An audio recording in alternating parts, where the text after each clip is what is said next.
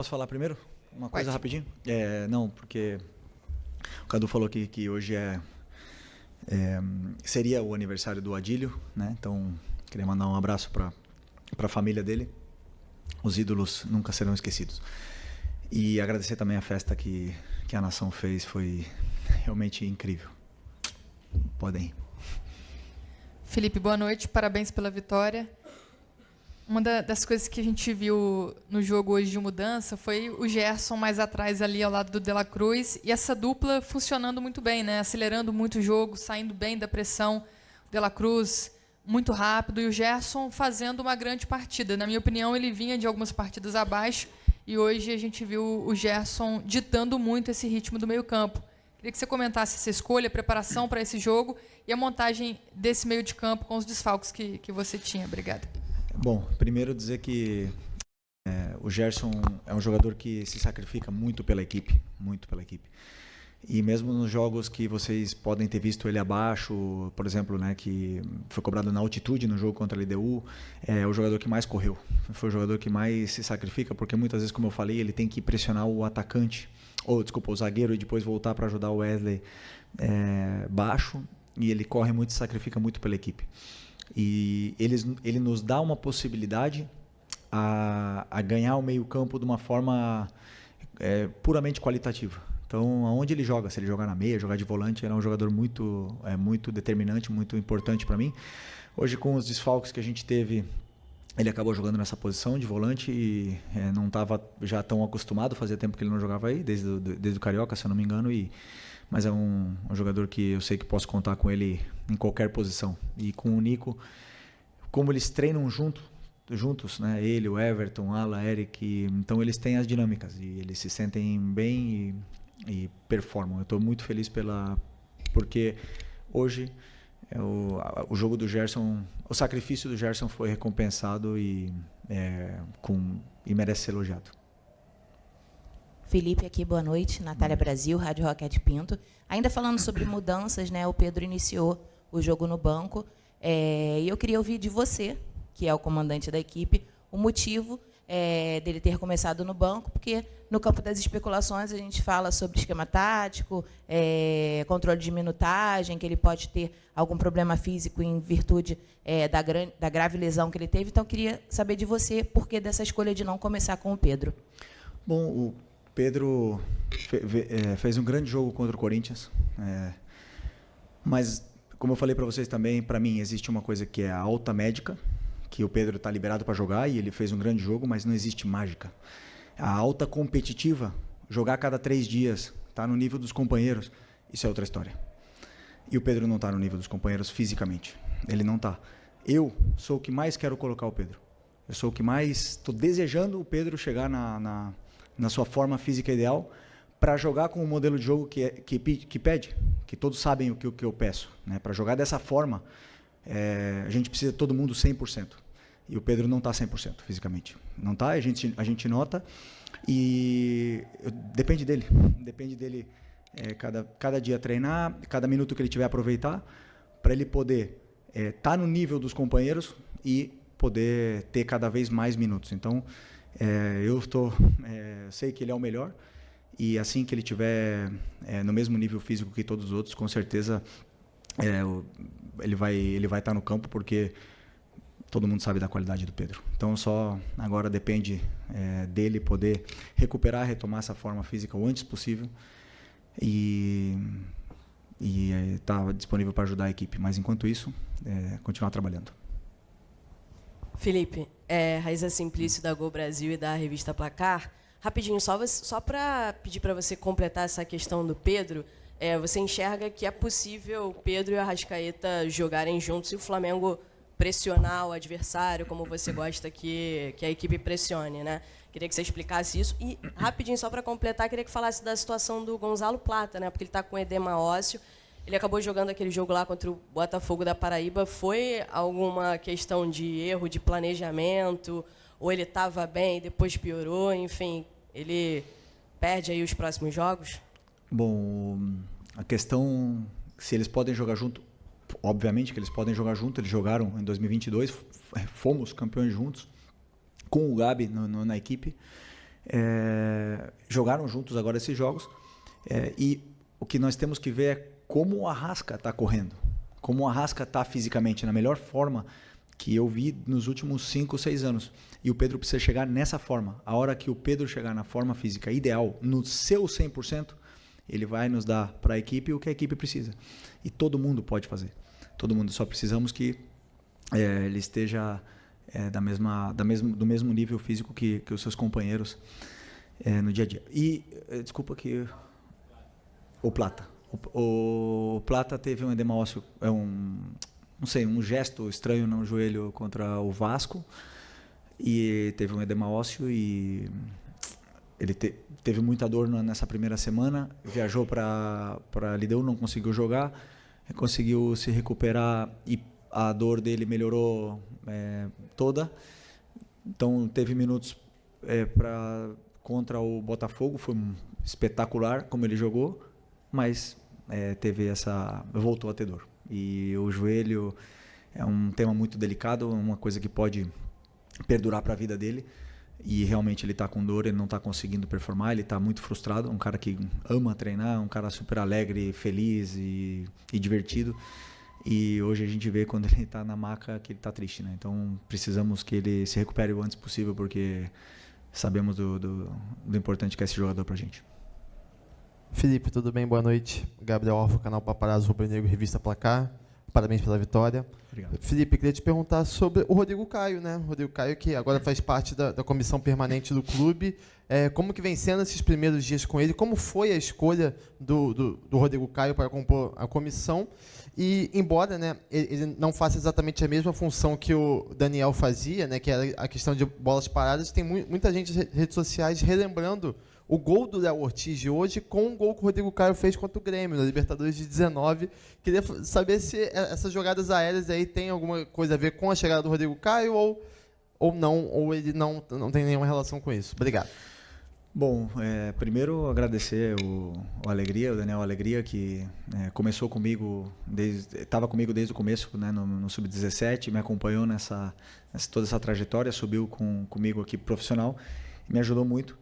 Mas eu entendia que precisava uma mudança. Comentei com o Boto sobre essa mudança na comissão e de um perfil diferente, de uma pessoa diferente. E como vocês bem imaginam, eu e o Boto conversamos todos os dias, horas e horas e horas sobre tudo. É um cara que ama falar de futebol e está comigo, com os treinadores que ele trabalhou. E eu também gosto de perguntar muitas coisas para ele, sou muito inquieto e ele até liga para outros treinadores para eu perguntar coisas de tática. Então a gente se ajuda muito e ele me deu alguma opinião e alguns nomes, né, para poder completar essa vaga. Obviamente, quando eu escutei o nome do Rodrigo, já aprovei na hora, porque eu conheço a pessoa, o caráter e o profissional que ele pode ser. Ainda é novo, tem muito a aprender e veio para somar na parte do clube, né? Então estamos felizes com a sua chegada. Tem um impacto grande, né? Os jogadores respeitam muito uma pessoa íntegra como o Rodrigo e com a história que ele tem. E sim, está ajudando também na bola parada, junto com o Marcinho, junto com os nossos analistas. Então todas as jogadas de bola parada foram preparadas e treinadas. Às vezes acontecem gols, às vezes não. Também fizemos gol com alegria, não porque mudamos que fizemos gols, né? Mas eu sentia que precisava dessa troca e, como eu te falei, o importante agradecer o Alegria aqui. Boa noite, Felipe. Léo José, do Coluna do Fla. A lesão do Pulgar fez com que você a lesão do Pulgar e também do Ala fez com que você precisasse puxar um pouquinho o Gerson, e aí você formou a dupla ali do Gerson com o De La Cruz. Uma dupla que funcionou bem, né? Pelo meu entendimento, seu entendimento também. E lá na ponta direita você acabou jogando o Luiz Araújo. E com a lesão do Plata, em mais alguns jogos a gente vai precisar ver outro ponta direita por ali, sem ser, obviamente, o Plata. E com o Luiz Araújo na direita e o Gerson mais de meio de volante, você entende que essa opção ela pode ser usada mais vezes? É uma opção que você pensa usar com frequência? Ou você prefere mesmo deixar o Gerson ali na meia direita e usar um outro volante? Eu sempre penso em escolher os melhores para poder montar um plano de jogo onde eu possa machucar o adversário. O Luiz tem uma coisa que é muito boa, que ele tem gol. Ele tem gol, ele tem assistência, ele gera esse perigo quando ele chega perto da área, né? Então, ele nos dá outras coisas com suas características para a equipe. Então, eu sempre, quando eu vou analisar um adversário, e agora mesmo pela falta dos volantes, nem duvidei em colocar o Luiz pela forma que ele entrou no último jogo com 10 minutos. Falei para ele, orgulhoso que eu me sentia dele depois de ter ficado vários jogos no banco. E entrou, 10 minutos não, no minuto 10 contra o Bahia. E correu de uma forma assim muito bonita. O que ele fez no jogo contra o Bahia foi para mim impressionante. Falei para ele que eu fiquei orgulhoso dele. E o futebol ele devolve. Um cara que treina todo dia do jeito que ele treina, um cara que quer, que se incomoda quando não tá, quando erra e quer melhorar e quer evoluir, o futebol devolve. E hoje devolveu com um gol, mais uma grande atuação. Então o Luiz sempre vai ser uma peça onde eu sei que eu posso começar com ele, sei que eu posso colocar no segundo tempo, e o campo fala, né? Tem jogadores que, como eu falei, batem na porta e vão jogar mais, depois dos momentos de cada um vão dizendo se merecem estar no campo ou não. Felipe, aqui, boa noite. Bruno Vilafranca, da Rede Multiflá. Felipe, a meu ver, o Michael não tem deixado de lutar. Hora nenhuma, jogo nenhum. Toda a participação dele, não vejo faltar luta ao Michael. Agora, algumas tomadas de decisão eu acho que têm sido equivocadas e a torcida já cobra bastante. O Michael, eu vi que no momento em que ele deixou o campo hoje, você deu um abraço longo no Michael, não sei se falou alguma coisa, eu estava longe, não consegui ver. Como fazer para tornar o Michael, de fato, aquela peça importante que o torcedor tanto pediu, inclusive o retorno na temporada passada, e essa é uma das funções do treinador, recuperar jogadores que não estão dando aquilo que o torcedor entende que pode ser melhor. Obrigado e parabéns. Obrigado. Eu penso sempre em uma frase que define, né? Ninguém é mais importante que a equipe. Todo mundo tem que se sacrificar pela equipe e a equipe vence dessa forma, ou está mais perto de vencer dessa forma. Hoje o Michael, o Bruno Henrique, o próprio Arrascaeta, o Luiz, jogadores de frente não deixaram em nenhum momento a LDU jogar. Não deixaram. Eles não conseguiram passar do meio campo no primeiro tempo. E é um time que, se você ver, você estudar, eles jogam como jogaram no segundo tempo aqui, né? Então, é um jogador, o Michael é um jogador que dá tudo o que tem pela equipe. E sempre que eu escutei os torcedores falarem queremos raça, queremos gente que corre quando não der na bola, vai na vontade, ele tem tudo isso. E ele começou o jogo muito bem. E aí nas primeiras decisões, a gente sabe que a torcida está esperando. E aí começam a pegar no pé, ele acabou ficando mais nervoso. Mas não temos que esquecer o que o lateral direito do LDU sofreu com ele, e tanto é que foi substituído. Por causa que o Michael machucou muito aquele lado deles ali. Depois, falta o terço final, falta o último passe, falta essa tomada de decisão? Sim.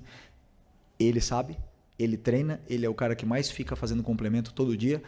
E a hora que a bola entrar ou que ele conseguir se soltar um pouco mais nesse aspecto, ele tem. Ele tem porque em 2021 ele fez 15 gols, se não me engano, 12 gols, ele quase foi artilheiro do brasileiro aqui naquele ano. Então, eu tenho que tentar também ajudar ele a recuperar isso aí, que é um jogador que deixa tudo que tem pelo Flamengo.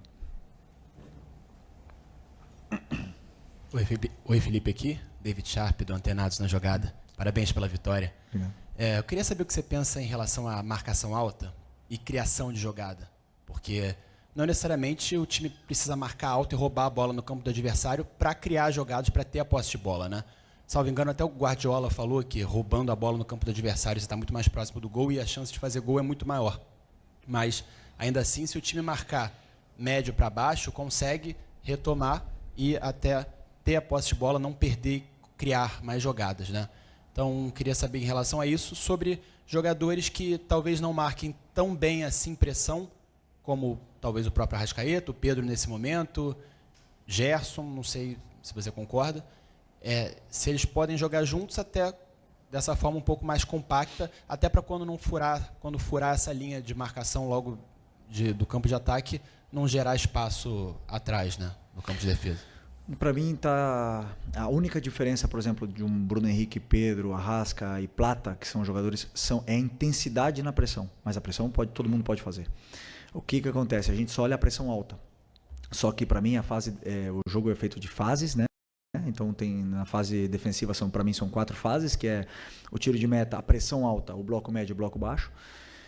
E todos eles têm que fazer as 4 fases. Ou seja, tem que pressionar o tiro de meta, temos que pressionar alto quando a bola está no pé do goleiro, e quando eles rompem a nossa pressão, nós temos que saber fazer um bloco médio, temos que voltar todos, e quando tiver bloco baixo também tem que voltar todos. Tem uma função defensiva a fazer em todas essas fases, na fase defensiva e também na fase ofensiva, claro que são outros aspectos. Todos eles podem fazer. A intensidade da pressão, a força que você vai pressionar é outra. Isso sim, isso é uma característica que a gente não pode mudar, mas todos eles podem fazer as 4. E, aliás, fazem, quando estão bem. Felipe, boa noite. Mauro Santana, do canal Mauro Santana. Não tem tempo no calendário do futebol brasileiro nem para chorar derrota, nem para comemorar vitória, né? Exatamente são 67 horas que você vai ter para recuperar a sua equipe já para o Clássico com o Botafogo no próximo domingo pelo Brasileirão. Tendo em vista a intensidade, principalmente no primeiro tempo que você cobrou da equipe, como é que você está vendo essa preparação e principalmente a recuperação dos atletas para esse compromisso e um adversário que também está motivado, que também obteve uma vitória na Libertadores? Vai ser um grande jogo, um jogo duríssimo, dificilíssimo. Eles têm um dia mais de descanso, né? Mas que não serve como desculpa. Agora nós temos que ligar a maquinária o mais rápido possível da recuperação, que esses jogadores possam se recuperar e possam chegar bem nesse jogo de domingo, né? Claro que os jogadores mais jovens se recuperam mais rápido, os jogadores com mais idade, com mais de 30 já vão ter uma certa dificuldade, mas tenho certeza que nós vamos chegar bem no jogo. Isaac Andrade, Flavoz. O Flamengo jogou bem, o Flamengo venceu, mudou um pouco a história dele nessa trajetória da Libertadores. E foi muito elogiado, inclusive, na coletiva aqui pelo treinador da LDU. No momento de vitória como esse, eu acho que é interessante também analisar aquilo que, de repente, você planejou, aquilo que você cobrou, que você sente que o time dele trata com um pouco de dificuldade. O que foi isso hoje? O que, mesmo o Flamengo jogando bem e ganhando, ainda tem que melhorar, que você acha que não está no ponto ideal, que não foi feito hoje no planejamento do jogo? Não, mas interessante isso que você falou, né? Hoje vencemos e nos colocamos com possibilidade de passar de fase. Numa Libertadores que até então vinha sendo ruim, eu sempre penso que você tem que demonstrar dentro do campo que você realmente quer ganhar essa competição, né? E hoje eu acho que a equipe passou essa mensagem. No primeiro tempo, a gente passou a mensagem para a própria competição que nós não queremos ser eliminados. A gente quer chegar o mais longe possível, nós queremos chegar na final. E o único caminho é esse aí. Levando do jeito que a equipe levou a intensidade, a vontade para dentro do campo, o sacrifício seria a palavra para mim. O sacrifício que todos levaram para dentro do campo passou uma mensagem para a própria competição que nós queremos seguir vivo nela. E nós temos muitos aspectos que melhorar, todos os jogos. E o jogo hoje, existem alguns, e agora a gente vai analisar amanhã de manhã, analisar o que foi feito no jogo, os aspectos a melhorar. E também depois preparar o jogo do Botafogo, que é outro jogo completamente diferente. Então, todo jogo nos dá um guia para seguir. Okay. Oi, Felipe, Sérgio Lobo, parabéns pela vitória. Você é um cara que foi forjado, né? Teve sua extensa carreira jogando no futebol europeu, né? Veio para o Flamengo, encerrou aqui, e você tem toda uma cultura europeia de jogo. Queria saber, te ouvir, a opinião que você tem sobre a escolha do Carlo Ancelotti como técnico da seleção brasileira, por favor. Primeiro, dar as boas-vindas para ele. Já jogamos contra, né? Quando eu era jogador, bastante vezes contra ele. Nos ganhou até uma final da Champions, então é um cara que vem com o respaldo todo para tomar as decisões que ele tenha que tomar e que queira tomar. Não podemos nos enganar. O melhor futebol está lá. Os melhores jogadores estão lá, as melhores competições estão lá, os melhores treinadores estão lá. Essa é a verdade. E nós temos muito que aprender do futebol europeu. E então, muito bem que ele venha para cá